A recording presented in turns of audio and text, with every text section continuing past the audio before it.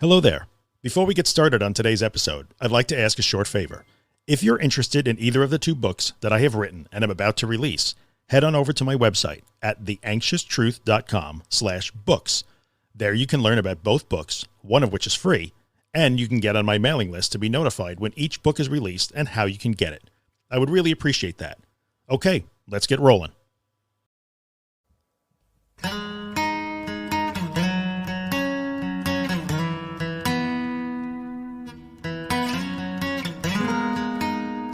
What is up, dudes and dudettes? Drew here from The Anxious Truth. Welcome to episode, what is this? It's episode 98 of the podcast. We have 2 left to get to 100. I'm trying to arrange a special guest to be on the 100th episode. I don't know if it's going to work out, but I'm trying. But that's good. That's going to be in a couple of weeks. So I'm going to rant a little bit in this one, which is fine. I guess you guys are kind of used to me doing that anyway. Nothing new here, right? If you follow me, today we're going to talk about the self-check-in. Check in with yourself. The advice of checking in with yourself to see how you're doing. And why I said 2 days ago on social that is a horrific idea. Let me explain that. So if you follow me on Instagram, which by the way you should, I'm kind of digging Instagram. I'm digging the Instagram these days, the.anxious.truth. If you're listening, you don't follow along. So I like Instagram lately.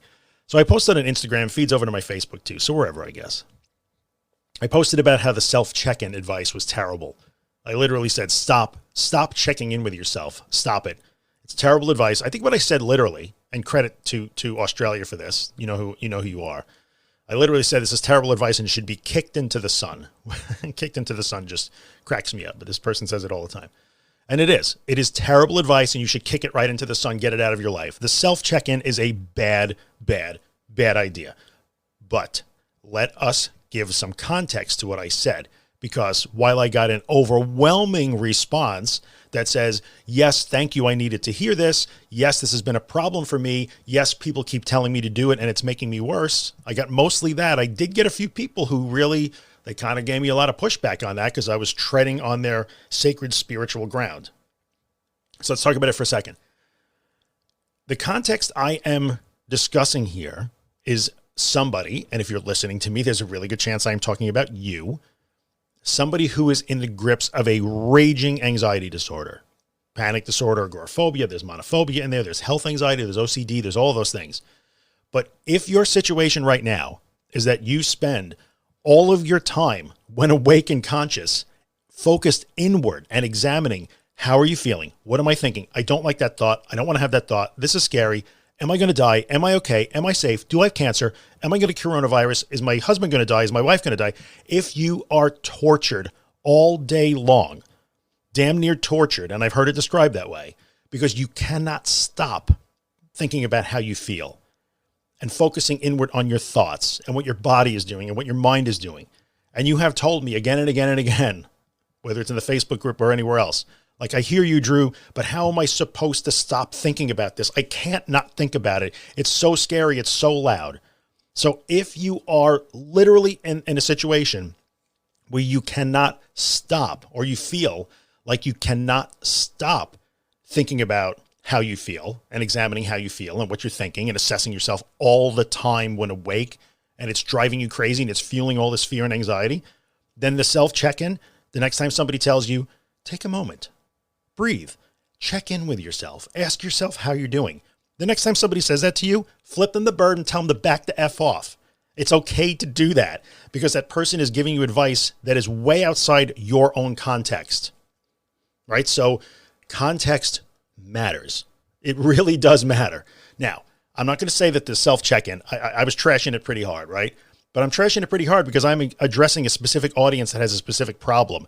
And within this audience of mine, the people who are listening, and thank you if you are, like, the self-check-in is a bad idea. And I just grow really tired of being told, well, you're just a mechanic. You're addressing the mechanics of it. You're not getting to the root of it. You're not dealing with, you got to feed the spirit. And honestly, like, F you with the spirit, because right now the person you're talking to cannot turn their brain off. The person you are talking to, anxiety coach, yoga teacher, whoever you happen to be, spiritual advisor, the person you are telling to check in cannot turn their brain off. They're being tortured by their own brain, their own inward focus, their own inability to turn that off. They want nothing more than to not think about how they're doing. It's all they want in life. It is all they want in life right now because of this disorder that they are trying to solve. They're trying to fix this problem and they're working hard to fix the problem. So you have to stop telling them to turn inward. Ask yourself how you're doing.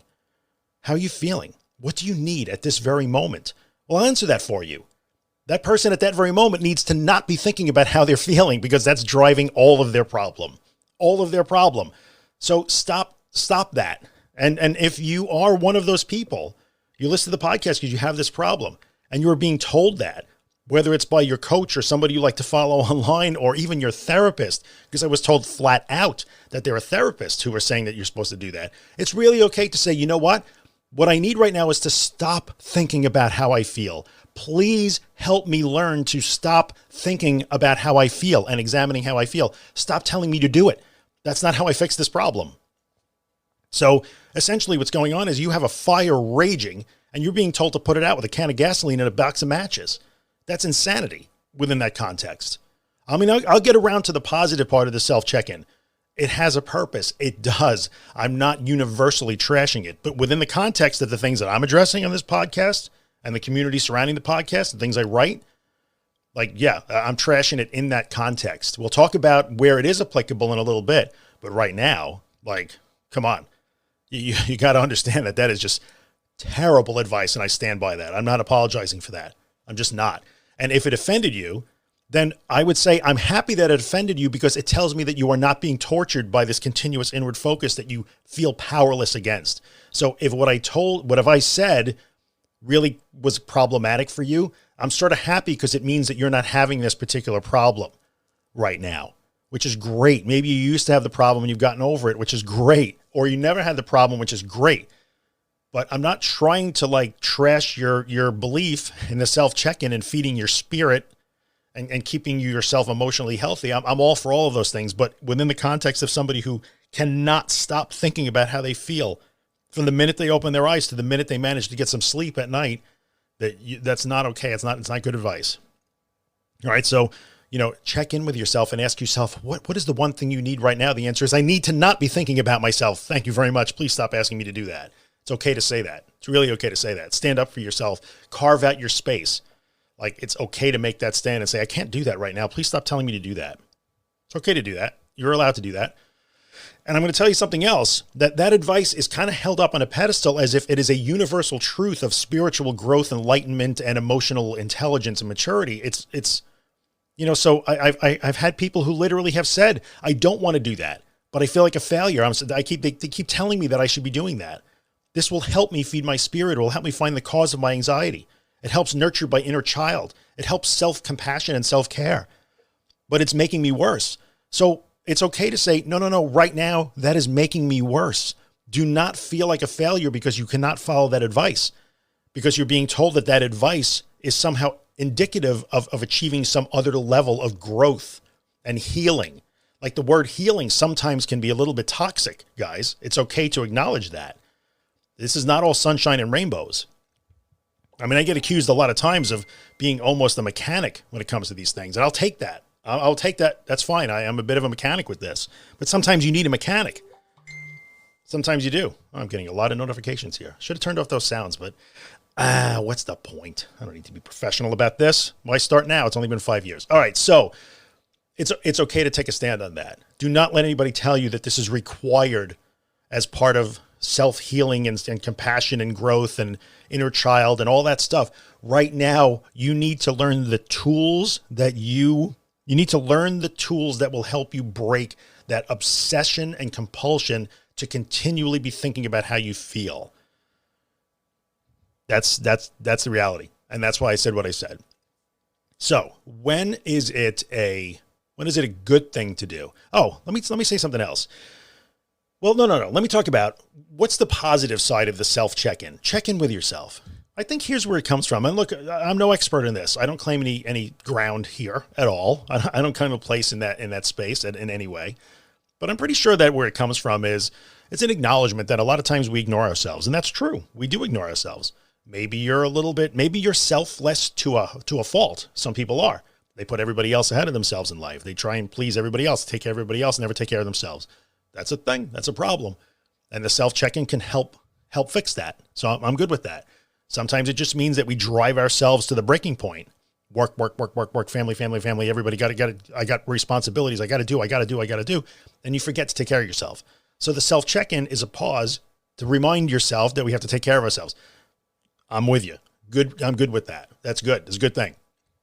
Right. So I think in that situation, I've been told a couple of things, one of which that stood out to me was, well, this is, the part of the self check-in is to make sure that we remain self-aware. Like today, actually, a friend of mine brought that up. Well, I'm pretty sure that the spirit of it is to make sure, help us remain self-aware when we should be self-aware. You can't go through life with blinders on, right? You should be aware of yourself. But the problem is like somebody in the grips of these disorders that we talk about that have this problem, this driving problem that they cannot break, they're trying so hard to break, is that they are nothing but self-aware. They are self-aware. People who have this problem, right? You guys that are listening would probably agree with this. You may be in a situation where you are nothing but self-aware. Trust me. Somebody who's in the grips of raging OCD, health anxiety, panic disorder, agoraphobia with monophobia, like somebody who has these problems is painfully self-aware. They do not need to take time to be self-aware and to take care of themselves. Trust me, all they are doing all the time, 24/7, is being aware of themselves and putting themselves in the center of the universe. Like I've talked about this, these disorders are incredibly selfish. The people who have them are not selfish at all. Doesn't mean that the people are selfish, but the disorders are selfish. So these disorders, panic disorder will place the person with panic disorder directly in the center of the universe all the time, no matter what goes on in the world, be it a problem with one of your kids or a spouse or a job or something political or the weather or something economic or anything. It doesn't matter what it is. If you are dealing with panic disorder or something like it or OCD, tell me that you do not immediately, within about 3 seconds, bring that event, that occurrence right back to, what does this mean for me? How is this going to make me feel? Not because you're selfish, but because you are so afraid of how you're going to feel at any given moment that you cannot help but relate every event in the universe back to me. How is this going to make me feel? What will I have to do something I'm afraid of? Is it going to make me anxious? Is it going to make me afraid? Is it going to make me uncomfortable? So trust me that while I understand that part of the spirit of the self check-in is to make sure that we remain aware of ourselves and taking care of ourselves, for somebody who is dealing with this obsessional and compulsive need to be self-focused and scanning, assessing for threats, trying to be safe all the time, like in an unhealthy way, self-care and self-awareness is not a problem. I mean, they're doing it so much that it is a problem, but the other way. It's a problem of excess, not a problem of too little. So again, it's okay to reject the advice of the self check-in when it's portrayed that way. Well, you need to make sure you're taking care of yourself. I get it, but there are other ways to do that. And it's okay to say, look, part of the problem is all I want to do is take care of myself all the time. I'm just trying to find healthy ways to do it, because the way I'm doing it right now is ruining my life. So please stop telling me I have to take care of myself. I'm trying to learn new ways to do that. And asking myself how I feel is not a new way. I'm already doing that. I'm just doing it wrong and I'm trying to break it. So it's okay to say that. You can respond to the self check-in that way. And if you're in the business of dispensing that advice and somebody says that to you when you tell them to do self check-in for a variety of reasons, please respect their answer. Because if you have not been through what they have been through, if you have not felt the grip of that obsession that says, if I stop thinking about my heart, it might stop. And that's real. There's, within the first 7 days of this podcast being released, 7,000 to 8,000 of people will listen to it. And I guarantee that at least 700 of them would say, oh yeah, I know exactly what that means. I feel like if I don't pay attention to my heart, it might stop beating. Trust me, that's a real thing. So if you're in the business of dispensing advice about checking in with oneself, then you need to be aware that when somebody says, that's not a good idea for me, just say, okay, I understand. Now, let's bring that down the road, right? So if in fact you are a regular listener or you follow me on social and you like the self check-in, then that tells me that you are not in the grips of this obsessive, unhealthy self-examination all the time. And that's great. So when, what we really need to do is get to the point where we have put out that fire. So I said, like, the self check-in is like trying to put out a fire with a can of gas and some matches. I think one of the things I said on social is, self check-in is like trying to break out of prison by running back into the cell block. Like, you're trying to get out. You don't want to run back in it. So what do we have to do to get to the point where you can use the good advice of self check-in for emotional health, right? For healing, for spiritual growth, whatever you want to call that, because those are important things for human beings. You got to do that stuff. But first you got to put out the fire of the disorder. So we have to work on the tools, the things we talk about, the things we practice, the things we discuss, the tools that help you break that cycle. So just to cover that really quickly, I've said it 8 zillion times, but if you feel like you must continually focus inward and follow every one of these scary thoughts and engage in inner dialogue and scan and check and check and seek reassurance, you have to learn not to do that, right? So the object of the game here is you got to learn to stop doing those things, which will make you terrified.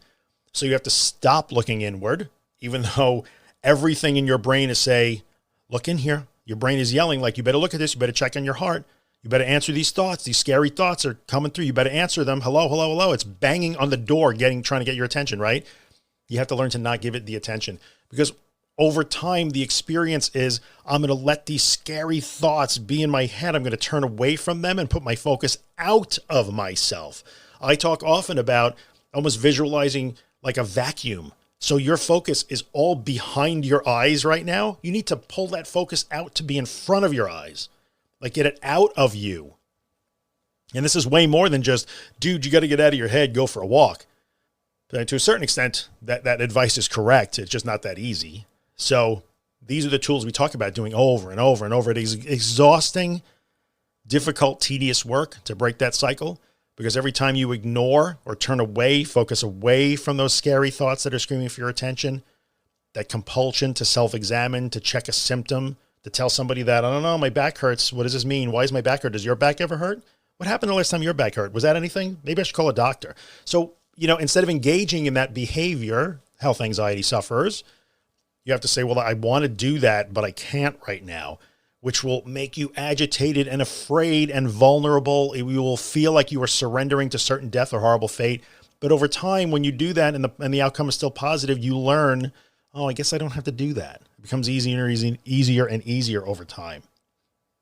So the person who was quite literally 6 or 8 months ago, like struggling to wait 60 seconds between blood pressure checks, no joke, like, but I need to check my blood pressure. No, you don't, but I have to check it, like in tears because they couldn't check their blood pressure. Just wait 60 seconds. Give me 2 minutes before you check it. Tears, but I need to check it. Who now hasn't checked blood pressure in 3-4 months. Like, it does get better over time, because the experience was, oh, I didn't check my blood pressure and I was still okay. I guess I didn't ever need to check it that much. Oh, that's so silly. That's what we're going for. When you could get to that point where you're no longer held prisoner inside your own head and focused back behind your eyes, in your brain and down in your body, then it's time. Okay, maybe we could start looking at the self check-in. There is value in that. Yes. And a friend of mine whom I respect greatly for her ability to jump into my stream and help out when she sees that I need it. And she brings her knowledge and her experience and her compassion and her education to it. She was sort of defending the self check-in and say, well, it's important for our emotional health. This is how we could tell what's going on with us. And she made a really beautiful statement. She said, this is how I know what's on my heart.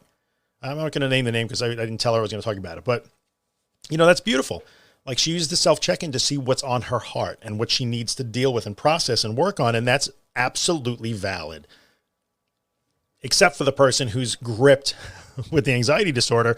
Because what I really said was, well, we clearly have a case here. This is the difference between what's on my heart and, oh my God, is my heart still beating? Literally, that's literally the difference. And we kind of joked about it. There's a lot of mutual respect there. So hopefully you can get to the point where you're no longer figuratively worried about your heart stopping, and you can use the self check-in to see what my friend described as, what's on my heart today? What's bothering me today?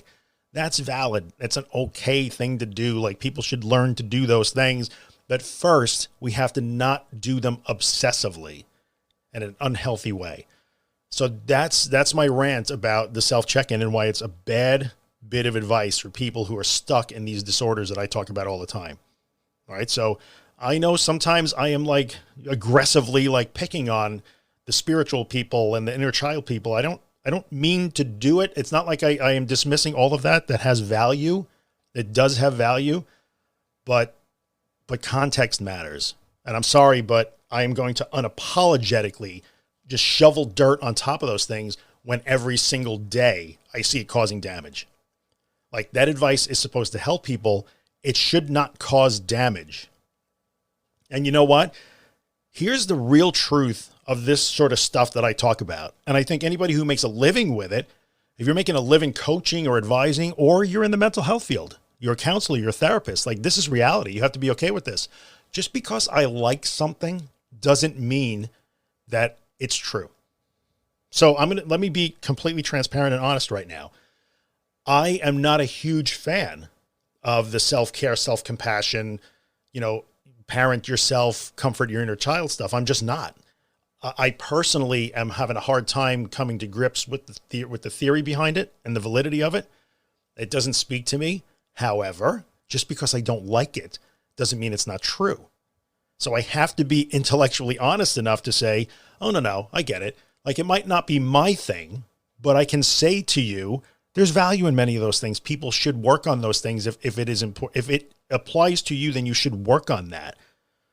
So I'm really tired of this knock that says, well, if you're not like getting deep spiritual about your anxiety problem, then you're not solving it. That's nonsense. It's just absolute nonsense. Like, come on now. I'm not telling you to take your stuff and put it away forever. That's not fair. So don't tell somebody that they're not supposed to work on the techniques. That's ridiculous. Just ignoring how the human brain works is not okay. Just because you don't want it to be that way, you want it to be more spiritual and emotional, doesn't mean that it is all the time. Sometimes it is, sometimes it isn't. Like, I have many, many people who are long-term listeners and I've become friends with, and they evolve over time. When I get to know them, they are in the grips of these things where the mechanical stuff that I talk about helps solve the problem. Then they go and move on and work on other things that may have to do with self-care and self-parenting and inner child work. And they're loving it and they're flourishing, and I'm super happy for them. But like, where they are at a time matters. So I'm just having a hard time with this right now. Having a little bit of a hard time with the fact that some of the things that I know are helping people get invalidated because they're just, that's ridiculous. You're never going to heal if you don't dig for this stuff. Like, that's nonsense. It's absolutely possible to heal without that. It is absolutely if you're listening to me right now, I'm off on a little bit of another little rant here, but I'm telling you right now, the person who is insisting to you that you must dig through your childhood or whatever it is to find, if you don't do that, it's impossible to recover completely, is flat out wrong. You may have to do that. That is true. It depends on your experiences.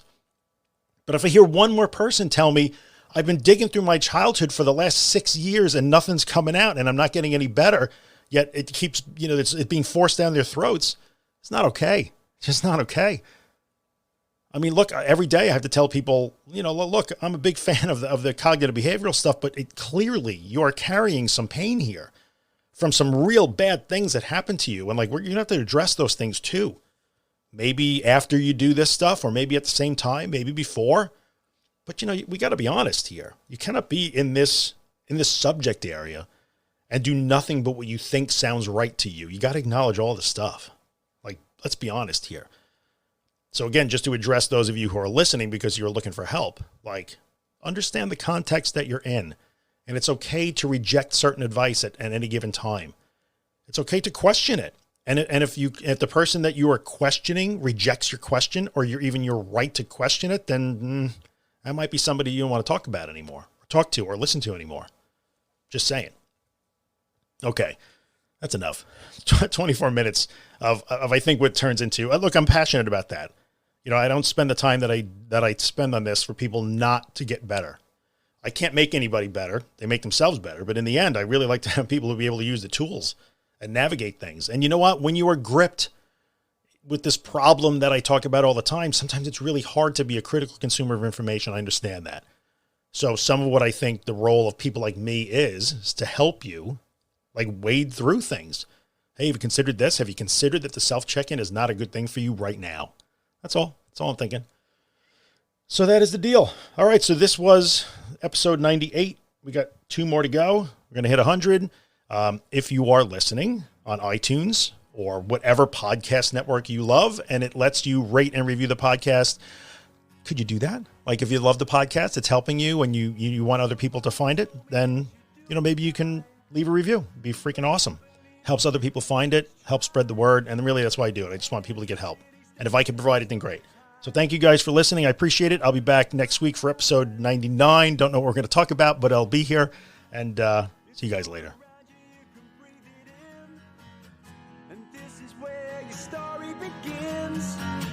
You got the feeling that you're gonna win.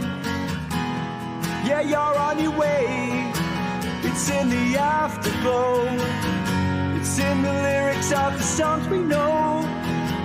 It's in these feelings that you never show. Yeah, you're doing fine. It's all around you, you can breathe it in. And this is where your story begins.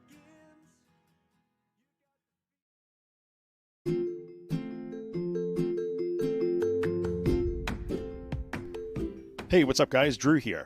In the 5 years that I've done the podcast, I've never had a sponsor. But now it's time for me to put in a little plug for the day job, the business that I own. And that business is Managed WordPress Hosting. So if you have a website and it runs WordPress, and you'd like WordPress hosting that makes WordPress faster, more secure, and way easier than you ever imagined it would be, then check out Helix. You can find us online at iamhelix.com. That's IAMHELIX.com. We took a long time to build Helix. I'm super proud of it. It works spectacularly. We take really good care of our customers, and I promise we would take really good care of you too. So if you're in the market for WordPress hosting that will blow your mind, check out Helix. I would appreciate the consideration. I thank you for coming by and listening, and I'll see you the next time.